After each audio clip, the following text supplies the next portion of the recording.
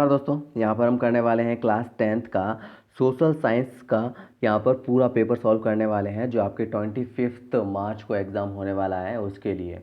तो यहाँ पर ऐसा ही पेपर आपके आएगा जिसके लिए आपको यहाँ पर पूरा वीडियो देखना होगा ताकि यहाँ पर आपको अच्छे से इसका पूरा पैटर्न समझ में आ जाए। जैसे कि यहाँ पर आप देख पा रहे हैं, आपको टाइम जो है वो 3 घंटे 15 मिनट का दिया जाएगा और आपके 80 मार्क्स का ये टोटल पेपर होगा। अब यहाँ पर उस स्टार्टिंग में जो है वो इंस्ट्रक्शंस दिए हुए होते हैं जो कि आप रीड करके देख ही सकते हैं। तो हम यहाँ पर सीधा पेपर शुरू करेंगे और यहाँ पर सारे क्वेश्चंस के आंसर भी दिखेंगे, इसलिए आप वीडियो को पूरा ज़रूर देखिएगा।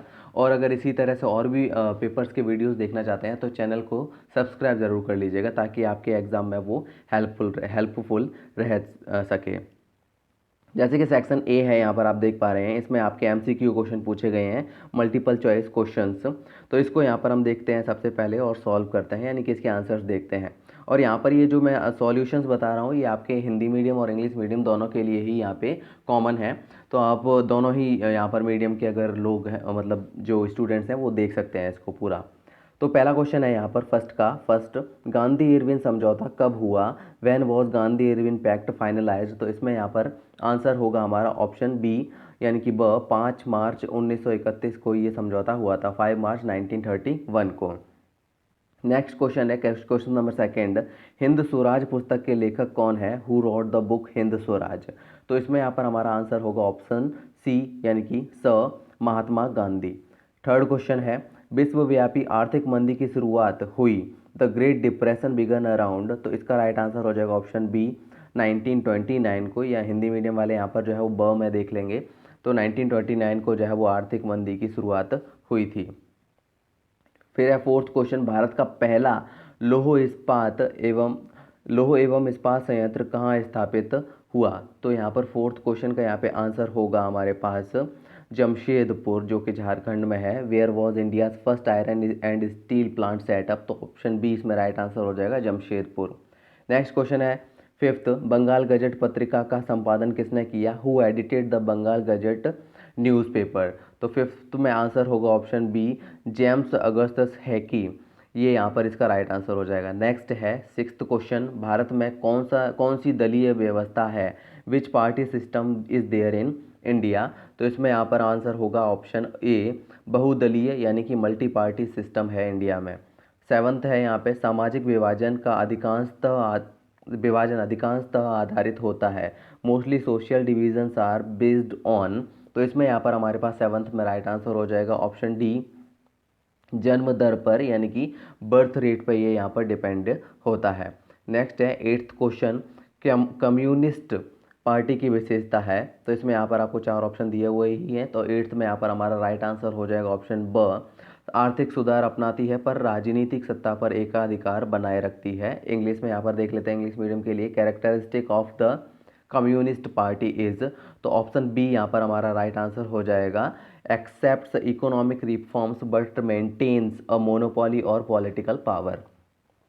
नाइन्थ क्वेश्चन, उपभोक्ता शोषण का मूल कारण है, the root cause of consumer exploitation? तो इसमें यहाँ पर राइट आंसर होगा ऑप्शन बी, इलिटरेसी, यानी कि अशिक्षा जो है वो बहुत बड़ा कारण है उपभोक्ता शोषण का। नेक्स्ट है टेंथ क्वेश्चन, यहाँ पे ग्रामीण क्षेत्रों में कर्ज की आवश्यकता मुख्यतः किस लिए होती है? तो टेंथ में यहाँ पर राइट आंसर होगा यहाँ पर, what is the main reason for the need of credit in rural areas? तो इसमें ऑप्शन बी हमारा राइट आंसर हो जाएगा, फसल उद्योगों के लिए, यानी कि for crop industries. Next question है क्वेश्चन 11, यहाँ पे फर्स्ट का 11, एल्यूमिनियम प्रगलन उद्योग निम्न में से किसे कच्चे माल के रूप में प्रयोग करता है? Which of the following is used by the aluminium smelting industry as a raw material? तो 11th में राइट आंसर होगा ऑप्शन डी, बॉक्साइट का यूज यहाँ पे किया जाता है। नेक्स्ट है क्वेश्चन नंबर 12, निम्न में से कौन सी विभिन्न देशों के बीच परस्पर संबंध और तीव्र एकीकरण की प्रक्रिया है? Which of the following is a process of natural mutual relations and rapid integration between different countries? तो 12th में आंसर होगा ऑप्शन सी, वैश्वीकरण, यानी कि ग्लोबलाइजेशन, यहाँ पर राइट आंसर हो जाएगा। तो यहाँ पर ये एमसीक्यू क्वेश्चन थे आपके फर्स्ट का, जो यहाँ पर ये 12 क्वेश्चन थे, ये एमसीक्यू क्वेश्चन थे। नेक्स्ट यहाँ पर आपके सेकंड क्वेश्चन है, रिक्त स्थानों की पूर्ति कीजिए, फिल इन द ब्लैंक्स यहाँ पर हमें करने हैं। जैसे कि यहाँ पर फर्स्ट है सेकंड का, भारतीय निर्माताओं द्वारा बनाए गए विज्ञापन डैश के राष्ट्रवादी संदेश के वाहक बन गए थे। The advertisement made by Indian manufacturers became the vehicle of the nationalist message of. तो इसमें यहाँ पर राइट आंसर हो जाएगा हमारे पास, हिंदी मीडियम के लिए अगर देखें तो ये आंसर होगा स्वदेशी, और इंग्लिश मीडियम के लिए यहाँ पर अगर देखें तो ये यहाँ पर राइट आंसर हो जाएगा। इसमें भी यहाँ पर स्वदेशी ही लिखना है, बस यहाँ पर आपको स्पेलिंग देख लेनी है। स्वदेशी की यहाँ पर स्पेलिंग हो जाएगी SWADESHI, ये यहाँ पर स्वदेशी की स्पेलिंग हो जाएगी।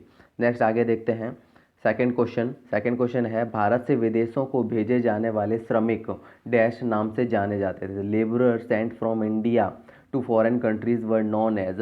तो इसमें यहाँ पर राइट आंसर होगा गिरमिटिया मजदूर नाम से इनको जाना जाता था, यानी कि भारत से जो विदेश में मजदूर भेजे जाते थे उनको गिरमिटिया मजदूर कह के पुकारा जाता था या जाना जाता था। यहाँ पर इंग्लिश में देखें तो ये हो जाएगा इंडेंचर्ड की स्पेलिंग यहाँ पर आप देख ही सकते हैं।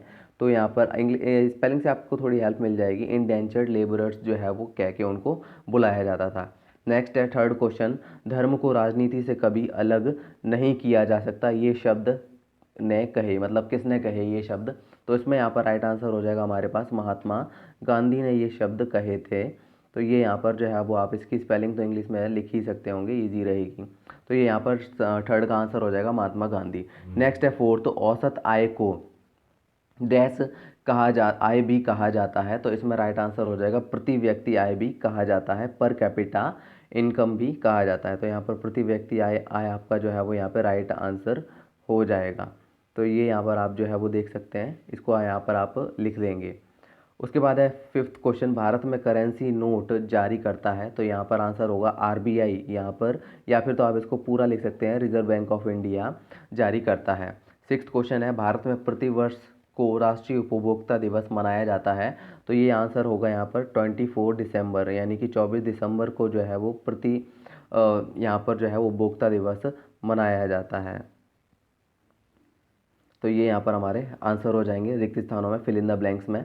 नेक्स्ट है थर्ड क्वेश्चन, इसमें यहाँ पर अब जो है वो आपके एक्सप्लेनेशन वाले क्वेश्चन है। जैसे कि थर्ड क्वेश्चन में यहाँ पर स्टार्ट हो रहा है very short type answer type questions. तो इसमें यहाँ पर आपको एक एक लाइन में आंसर देना है, क्योंकि सारे 1 मार्क्स के ही यहाँ पे क्वेश्चंस हैं। तो जैसे कि फर्स्ट क्वेश्चन है, 1880 के दशक में उच्च जाति की नारियों की दयनीय दशा के बारे में लिखने वाली महाराष्ट्र की 2 महिलाओं के नाम लिखिए। Name 2 woman of Maharashtra who rot about the miserable lives of upper caste woman in 1880s। तो इसमें यहाँ पर हमारा राइट आंसर होगा ताराबाई शिंदे और पंडिता रमाबाई।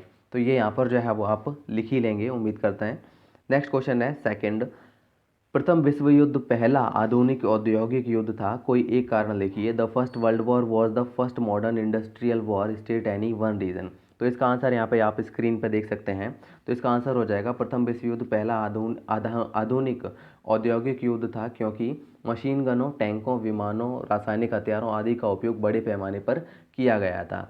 इंग्लिश में है यहाँ पर the first world war was the first modern industrial war because the use of machine guns, tanks, aircraft, chemical weapons etcetera had been seen on a massive scale.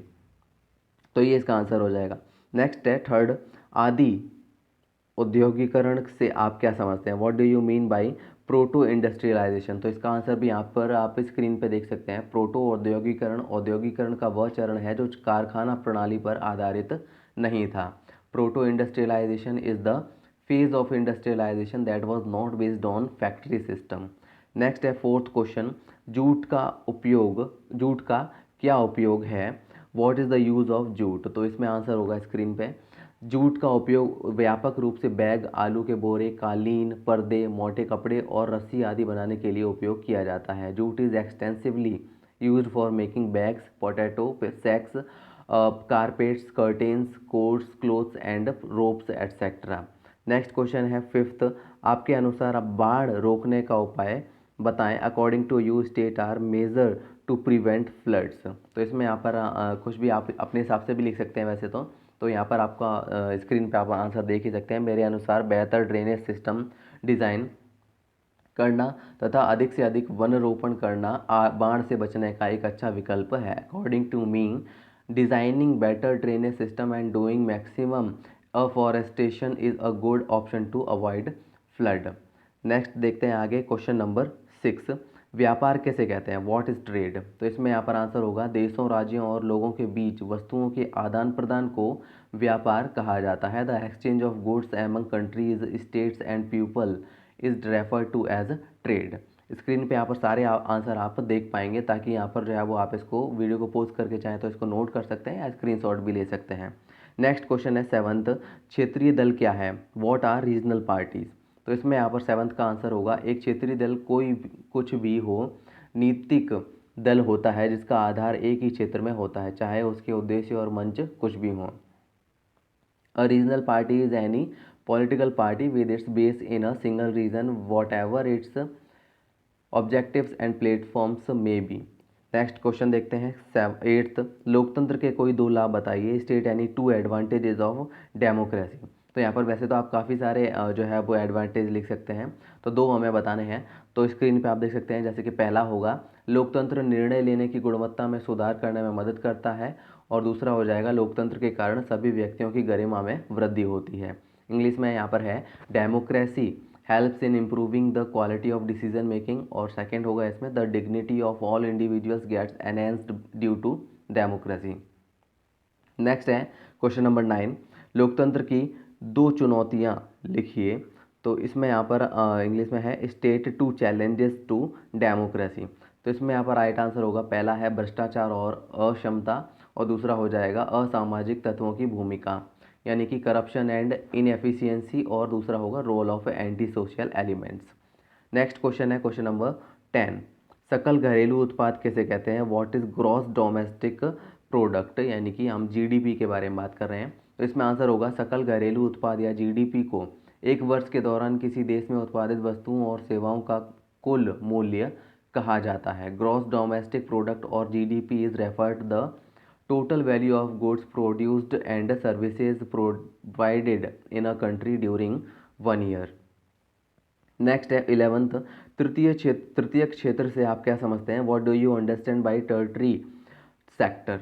तो इसमें यहाँ पर राइट आंसर होगा तृतीय क्षेत्र में सभी सेवा व्यवसाय शामिल हैं, परिवहन, संचार, व्यापार, स्वास्थ्य, शिक्षा और प्रशासन तृतीय क्षेत्र के महत्वपूर्ण उदाहरण हैं। Tertiary activity consist of all service occupations, transport, communication, trade, health, education and administration are important examples of tertiary activities।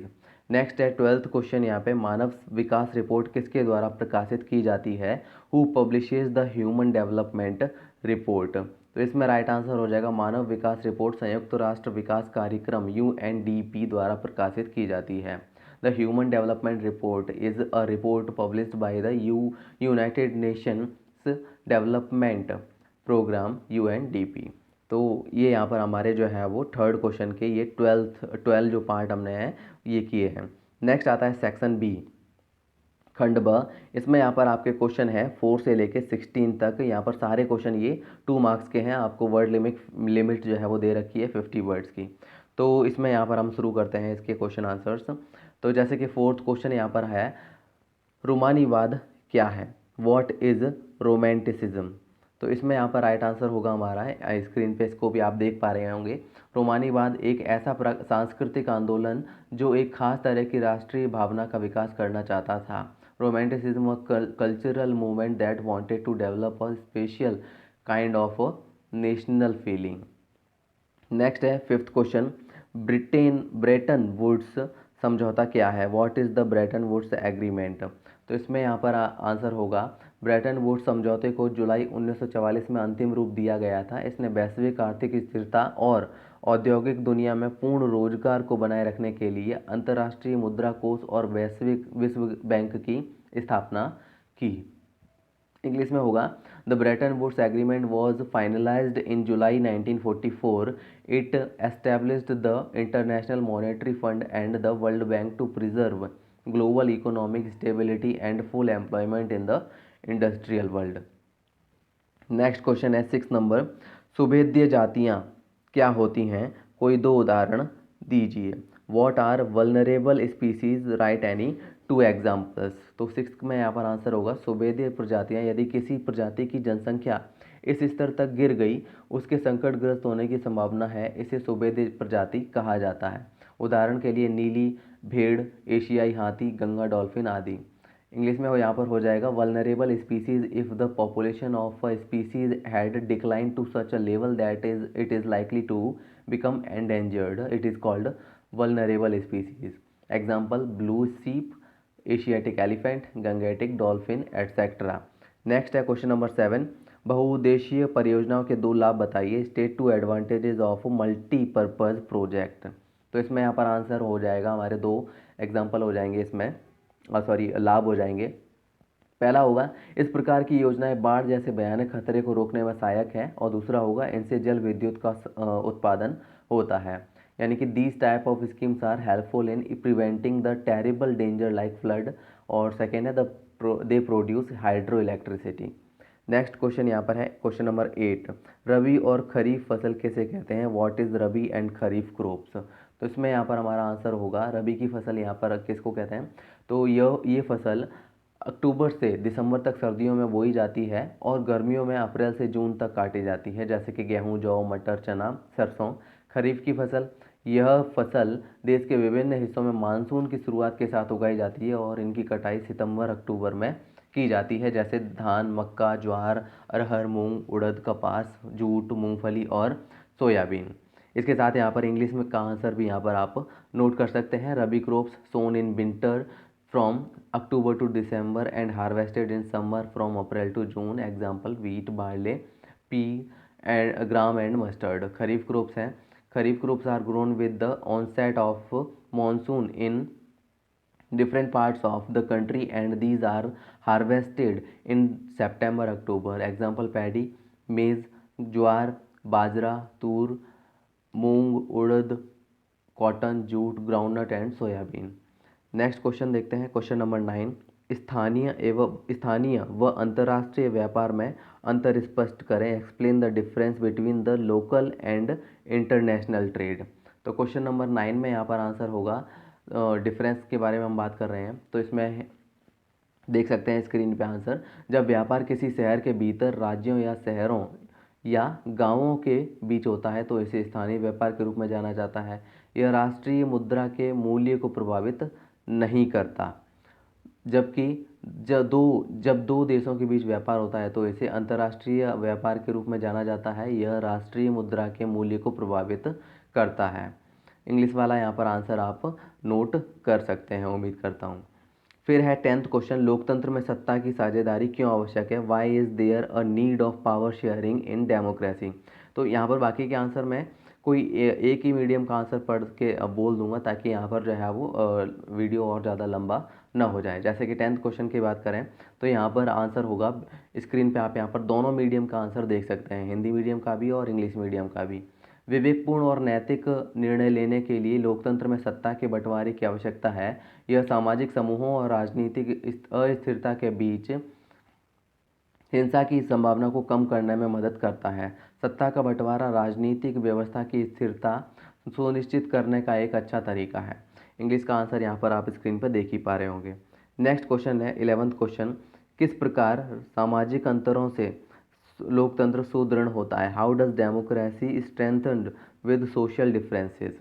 तो इसमें यहाँ पर हमारा आंसर होगा, लोकतंत्र में सामाजिक विभाजन की राजनीतिक अभिव्यक्ति आम बात है। विभिन्न सामाजिक समूह अपनी आवश्यकताओं और समस्याओं को व्यक्त कर सरकार का ध्यान अपनी ओर आकर्षित करते हैं। सामाजिक विभाजन की इस तरह की अभिव्यक्ति इन मतभेदों के बीच संतुलन बनाती है, इससे लोकतंत्र को मजबूती मिलती है। तो ये यहाँ पर आंसर हो जाएगा, स्क्रीन पे आप यहाँ पर इंग्लिश का भी देख ही पा रहे होंगे। नेक्स्ट क्वेश्चन है क्वेश्चन नंबर 12, दबाव समूह और आंदोलन में अंतर समझाइए। तो इसमें यहाँ पर आंसर होगा दबाव समूह, जिसमें यहाँ पर पॉइंट में हम लिखेंगे। तो जैसे कि दबाव समूह में पहला पॉइंट हो जाएगा, दबाव समूह सुसंगठित होते हैं। दूसरा हो जाएगा, दबाव समूहों की विशिष्ट मुद्दों के संबंध में नीतियाँ होती हैं। दबाव समूह सरकार के निर्णय को प्रभावित करते हैं। उनका निर्णय आमतौर पर औपचारिक और गैर लचीला होता है। इंग्लिश का आंसर भी यहाँ पर आप स्क्रीन पर देख ही सकते हैं। सेकेंड इसी में पूछा है हमसे आंदोलन समूह, तो इसमें यहाँ पर आंसर हो जाएगा, दबाव समूहों के विपरीत आंदोलन समूह का संगठन ढीला होता है और आंदोलनों में दीर्घकालिक मुद्दे हो सकते हैं और आंदोलन से संबंधित कई मुद्दे हो सकते हैं। आंदोलनों का निर्णय लेना अधिक अनौपचारिक और लचीला होता है। तो ये यहाँ पर इनके बीच में अंतर हो जाएगा। फिर है क्वेश्चन नंबर 13। क्वेश्चन नंबर 13 है आर्थिक विकास क्या है? प्रति व्यक्ति आय और राष्ट्रीय आय की परिभाषा लिखो। What is economic development? Right the definition of per capita income and national income. तो 13 में यहाँ पर हमारा आंसर होगा आर्थिक विकास को देश के धन और जीवन स्तर में वृद्धि के रूप में परिभाषित किया जाता है। उदाहरण के लिए बेहतर उत्पादकता, उच्च साक्षरता दर और बेहतर सार्वजनिक शिक्षा, ये सभी देश में आर्थिक विकास के परिणाम हैं। हिंदी में यहाँ पर जो है वो अंतर हम देख सकते हैं, मतलब प्रति व्यक्ति आय और राष्ट्रीय आय की परिभाषा। राष्ट्रीय आय एक वर्ष में उत्पादित सभी नई वस्तुओं और सेवाओं के देश के अंतिम उत्पादन का कुल मूल्य है। राष्ट्रीय आय की गणना के अंतर्गत सार्वजनिक या सरकारी सभी क्षेत्रों का योग लेकर की जाती है। तो ये यहाँ पर जो है वो आंसर होगा हमारा राष्ट्रीय आय का। इसके अलावा यहाँ पर अगर बात करें प्रति व्यक्ति आय, तो इसका आंसर यहाँ पर हम पहले फिल इन द ब्लैंक्स वाले पार्ट में भी देख चुके हैं, तो वहाँ से आप इसको नोट कर सकते हैं। नेक्स्ट क्वेश्चन देखते हैं, क्वेश्चन नंबर 14। खुली बेरोजगारी और प्रच्छन्न बेरोजगारी में विभेद कीजिए। Distinguish between open unemployment and distinguished unemployment. तो इसमें यहाँ पर 14th क्वेश्चन में यहाँ पर राइट आंसर होगा खुली बेरोजगारी की बात करें तो इसमें यहाँ पर पॉइंट होंगे हमारे। खुली बेरोजगारी वह परिस्थिति जिसमें श्रमिक काम करना चाहता है किंतु उसे उसकी क्षमता के अनुसार काम नहीं मिलता। दूसरा हो जाएगा इस प्रकार की बेरोजगारी आमतौर पर हमारे देश के औद्योगिक क्षेत्र में पाई जाती है। यह ग्रामीण क्षेत्रों में भूमिहीन खेतीहर मजदूरों में भी पाया जाता है। इंग्लिश में यहाँ पर आप देख ही सकते हैं ओपन अनएम्प्लॉयमेंट का आंसर। उसके बाद है प्रच्छन्न बेरोजगारी। इसमें यहाँ पर अगर बात करें तो प्रच्छन्न बेरोजगारी वह परिस्थिति जिसमें व्यक्ति काम में लगे हुए दिखाई देते हैं किंतु वास्तव में वे बेरोजगार होते हैं। जैसे भूमि के टुकड़े पर 8 लोग काम कर रहे हैं किंतु उत्पादन उतना ही हो रहा है जितना 5 लोगों के काम करने से होता है। ऐसे में 3 अतिरिक्त व्यक्ति जो काम में लगे हैं वह छुपे हुए बेरोजगार हैं क्योंकि उनके काम से उत्पादन पर कोई प्रभाव नहीं पड़ता। दूसरा पॉइंट हो जाएगा इस प्रकार की बेरोजगारी आमतौर पर एक असंगठित क्षेत्र में पाई जाती है। तो ये यहाँ पर इसमें आंसर हो जाएंगे। नेक्स्ट आगे देखते हैं क्वेश्चन नंबर 15। क्वेश्चन नंबर 15 है मुद्रा आवश्यकताओं के दोहरे संयोग की आवश्यकता को समाप्त कर देती है। व्याख्या कीजिए। Money solve the problem of double coincidence of bonds, explain. तो इसमें यहाँ पर आंसर होगा मुद्रा वस्तु विनिमय प्रणाली में मध्यवर्ती भूमिका प्रदान करके आवश्यकताओं के दोहरे संयोग की समस्या सुलझाती है। जैसे एक व्यक्ति के पास कोई भी वस्तु नहीं है परंतु वह बाजार से कपड़ा खरीदना चाहता है तो मुद्रा का प्रयोग कर वह कपड़ा खरीद सकता है। इस प्रकार दोहरे संयोग की समस्या का उत्पादन हो जाता है। इसके अलावा बाकी का आंसर भी आप पूरा देख पा रहे होंगे स्क्रीन पे। नेक्स्ट देखते हैं क्वेश्चन नंबर 16। क्वेश्चन नंबर 16 है यहाँ पे उपभोक्ता अपनी एकजुटता का प्रदर्शन कैसे कर सकते हैं? By what means can the consumers express their solidarity. तो इसमें यहाँ पर आंसर हो जाएगा हमारा उपभोक्ता अपनी एकजुटता का प्रदर्शन इस प्रकार कर सकते हैं। जैसे कि पहला पॉइंट होगा उपभोक्ता सरकार द्वारा स्थापित उपभोक्ता संरक्षण कमेटियों का सहारा ले सकते हैं तथा आरटीआई का उपयोग करके सरकार से पूरी जानकारी पा सकते हैं। दूसरा हो जाएगा उपभोक्ता संघ एवं फोरम बना सकते हैं, वे इनका उपयोग अपने अधिकारों की सुरक्षा के लिए कर सकते हैं। उसके अलावा यहाँ पर इंग्लिश में यहाँ पर अगर देखें तो consumers can take the help of consumer protection committees set up by the government and can get complete information from the government using RTI. और सेकंड पॉइंट हो जाएगा consumers can form associations and forums, they can use these to protect their rights. इसके अलावा यहाँ पर आप और भी इसमें पॉइंट्स लिख सकते हैं, मतलब 5 से 6 पॉइंट लिख सकते हैं। यहाँ पर हमें 2 मार्क्स के हिसाब से ये आंसर बताना है तो मैंने यहाँ पर इसलिए 2 पॉइंट ही बताए हैं। नेक्स्ट यहाँ पर देखते हैं सेक्शन सी हमारा आता है। सेक्शन सी में यहाँ पर आपको जो है वो दिखाई दे रहा है 17 से 20 क्वेश्चन हमारे सेक्शन सी में है, जिसमें यहाँ पर आपको वर्ड लिमिट दे रखी है 100 वर्ड्स की और ये सारे क्वेश्चन 3 मार्क्स के हैं। तो यहाँ पर 17 क्वेश्चन देखते हैं। 17 क्वेश्चन है हमारा उदारवादी राष्ट्रवाद की विशेषताएँ लिखिए। Right the features of liberal nationalism. तो इसमें यहाँ पर पॉइंट्स हो जाएंगे हमारे। पहला होगा उदारवादी राष्ट्रवाद व्यक्ति के लिए स्वतंत्रता और राष्ट्र में समानता के लिए खड़ा था। उसके अलावा उदारवादी राष्ट्रवाद एक ऐसी सरकार पर बल देता था जो सबकी सहमति से बनी हो। और तीसरा हो जाएगा उदारवादी राष्ट्रवाद निरंकुश शासक और पादरी वर्ग के विशेष अधिकारों की समाप्ति करना चाहता था। यह संविधान तथा संसदीय प्रतिनिधि सरकार का पक्षधर था। उसके अलावा यहाँ पर इंग्लिश में भी यहाँ पर आंसर आप देख पा रहे होंगे। नेक्स्ट देखते हैं क्वेश्चन नंबर 18। संसाधन किसी भी विकास में महत्वपूर्ण भूमिका निभाते हैं, कोई 3 तर्क बताइए। Resources play an important role in any development, give any 3 arguments. तो इसमें यहाँ पर हमारा आंसर देखते हैं। आंसर होगा किसी भी विकास में संसाधन महत्वपूर्ण भूमिका निभाते हैं क्योंकि, जिसमें पहला पॉइंट है संसाधनों का उपयोग मानव की ज़रूरतों को पूरा करने के लिए किया जाता है। किसी भी देश के विकास के लिए संसाधन महत्वपूर्ण होते हैं। उदाहरण के लिए जीवाश्म ईंधन ऊर्जा उत्पन्न करने के लिए आवश्यक है। खनिज संसाधन औद्योगिक विकास के लिए महत्वपूर्ण है। और तीसरा हो जाएगा मानव अस्तित्व के साथ साथ जीवन की गुणवत्ता बनाए रखने के लिए संसाधन महत्वपूर्ण है। इंग्लिश का भी यहाँ पर आपको आंसर दिखाई दे रहा है स्क्रीन पे। नेक्स्ट देखते हैं क्वेश्चन नंबर 19। क्वेश्चन नंबर 19 है यहाँ पर, भारत में राजनीति में जाति और जाति के अंदर राजनीति है, क्या आप इस कथन से सहमत हैं? कोई 3 तर्क दीजिए। तो इसमें यहाँ पर जो है वो there is caste in politics and politics in caste in India, do you agree with this statement, give any 3 arguments. तो यहाँ पर हमारे 3 आर्ग्यूमेंट हो जाएंगे। जैसे कि पहला है, चूँकि एक जाति अपने दम पर सत्ता का कब्जा नहीं कर सकती, इसलिए वह ज़्यादा राजनीतिक ताकत पाने के लिए दूसरी जातियों या समुदायों को साथ लेने की कोशिश करती है और इस तरह उनके बीच संवाद और मोल तोल होता है। दूसरा हो जाएगा, जब पार्टियां चुनाव के लिए उम्मीदवारों के नाम तय करती हैं तो चुनाव क्षेत्र के मतदाताओं की जातियों का हिसाब ध्यान रखती हैं ताकि उन्हें चुनाव जीतने के लिए ज़रूरी वोट मिल जाए।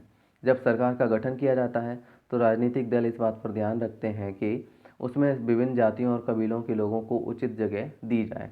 तीसरा पॉइंट हो जाएगा, राजनीतिक पार्टियां उम्मीदवार समर्थन हासिल करने के लिए जातिगत भावनाओं को उकसाते हैं। इसी कारण कुछ दलों को कुछ जातियों के मददगार और प्रतिनिधि के रूप में देखा जाता है। तो ये 3 पॉइंट्स हो जाएंगे यहाँ पर।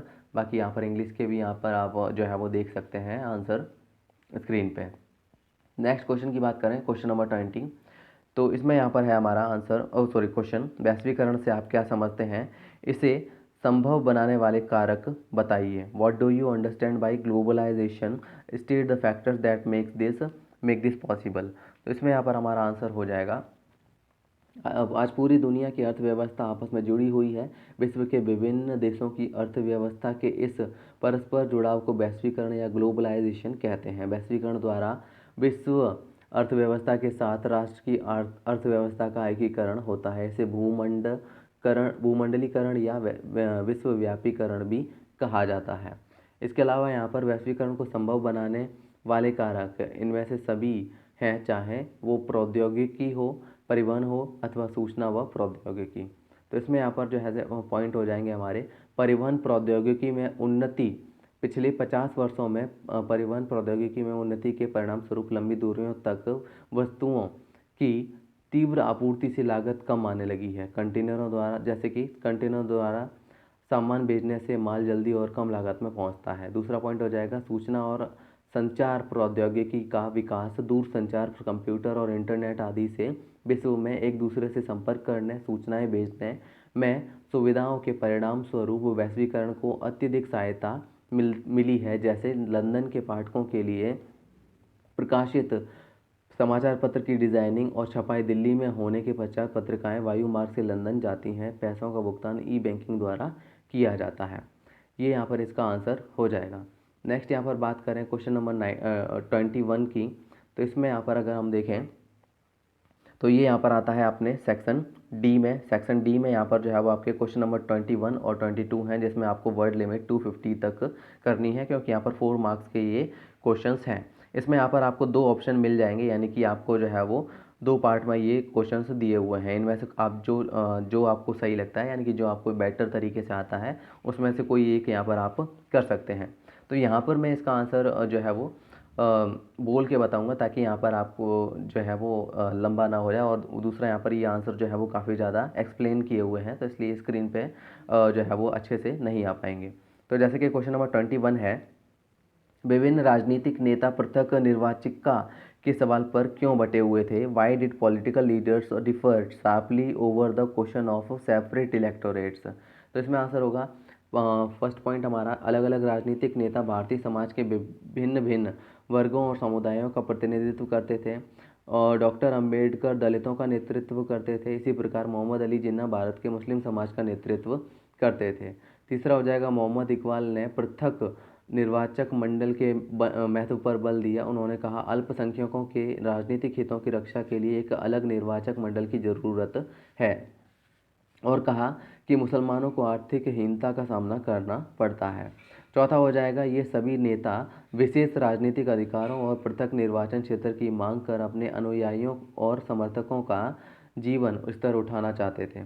फिफ्थ पॉइंट होगा, लेकिन कांग्रेस पार्टी विशेषकर गांधी का मानना था कि पृथक निर्वाचन क्षेत्र भारत की एकता पर प्रतिकूल प्रभाव डालेगा। और लास्ट पॉइंट हो जाएगा, वे इस मांग के विरुद्ध थे और एक समय इसके लिए आमरण अनशन पर भी बैठे थे। नेक्स्ट यहाँ पर है, ये ही वे कारण थे कि राजनीतिक नेता पृथक चुनाव क्षेत्रों के सवाल पर बटे हुए थे। तो ये इसका आंसर हो जाएगा। नेक्स्ट इसी में एक और क्वेश्चन पूछा है अथवा में और में, शहरों से चलकर असहयोग आंदोलन किस प्रकार देहात में भी फैल गया? How did the non cooperation movement spread from the cities to the country? तो इसमें यहाँ पर जो है वो इसका आंसर होगा, असहयोग आंदोलन 19 दिसंबर 1920 में शुरू हुआ। ये यहाँ पर जो है वो कैसे फैला? तो इसमें पहला होगा, आंदोलन की शुरुआत शहरों में मध्यम वर्ग की भागीदारी से हुई। हजारों छात्रों ने सरकारी नियंत्रण वाले स्कूलों और कॉलेजों को छोड़ दिया, शिक्षकों ने इस्तीफा दे दिया और वकीलों ने अपनी प्रैक्टिस छोड़ दी। यह एक अहिंसक आंदोलन होना था। अवध में किसानों का नेतृत्व बाबा रामचंद्र ने किया था।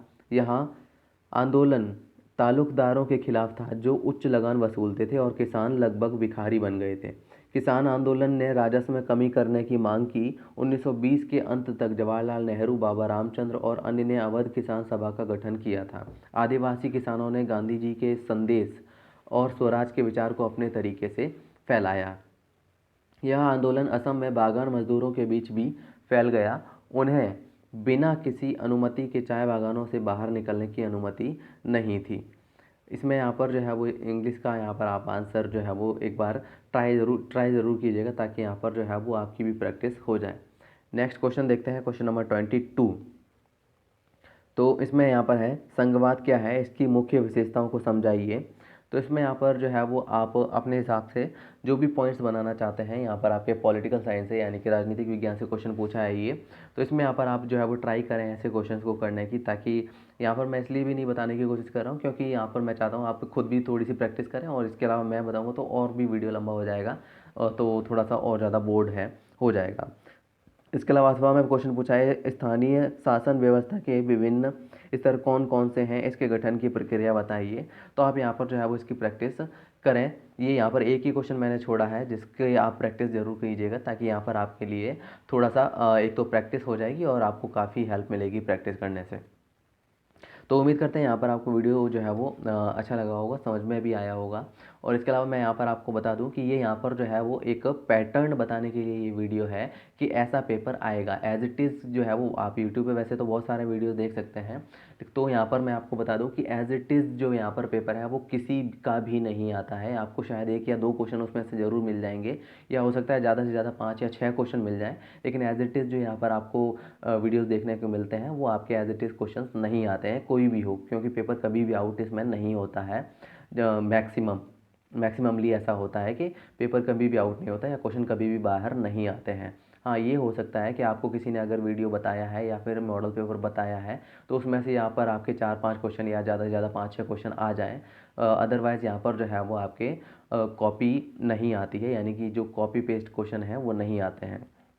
तो उम्मीद करते हैं यहाँ पर ये बात आपको समझ में आएगी। आप तो यहाँ पर आपको अगर वीडियो अच्छा लगा हो तो आप चैनल को सब्सक्राइब जरूर कीजिएगा, ताकि और भी हेल्पफुल वीडियो आपके मिलते रहें। Thank you.